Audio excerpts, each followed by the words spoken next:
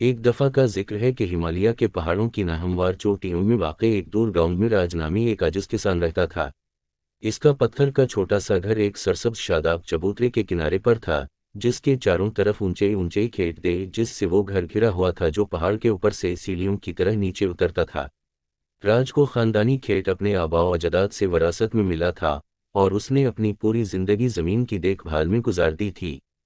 हर रोज वो सूरज से पहले जागता और काम पर लग जाता। उसने खेतों में हाल चलाया, बीज बोए और लगन के साथ फसल की कटाई की। इतने दूर दराज मकाम पर काश्तकारी के चैलेंजों के बावजूद राज ने जमीन से गहरा ताल्लुक पैदा कर लिया था। वो मिट्टी के राज, मौसमों की ताल और पहाड़ी परिंदों के गीत जानता था। इसका घर अकाब के घोंसले की तरह हिमालय की सख्त खूबसूरती के दरमियान गर्म जोशी और सुकून की जगह थी। जैसे जैसे मौसम बदले वैसे ही जमीन की तज़ीन भी बदल गई। मौसम बहार में दरख्तों ने पहाड़ के किनारे को मुतहर्रिक सुर्ख फूलों से रंग दिया था। गर्मियों में गंदुम और जौ के खेत अल्पाइन की हवा में डूब जाते थे।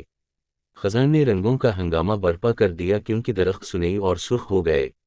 और सर्दियों में बर्फ के एक कंबल ने दुनिया को एक कदीम विंडरलैंड में तब्दील कर दिया।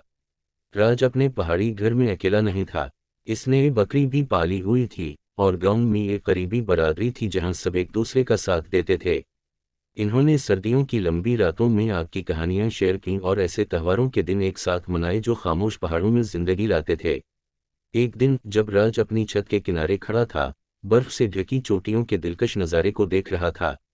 पहाड़ पर इसकी सादा जिंदगी ने उसे एक गहरा इत्मीनान बख्शा था।